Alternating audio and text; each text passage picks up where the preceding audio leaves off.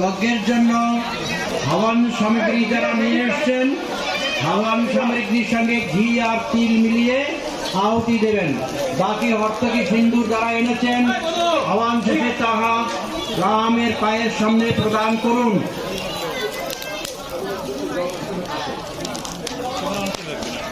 যারা হবন সামগ্রী নিয়ে এসছেন, হবন সামগ্রীর সঙ্গে তিল মিলিয়ে ঘি মিলিয়ে আহুতি দিন। পরবর্তীকালে সিন্দুর হর্তকি প্রভুর আগে পায়ের সামনে রেখে দিন।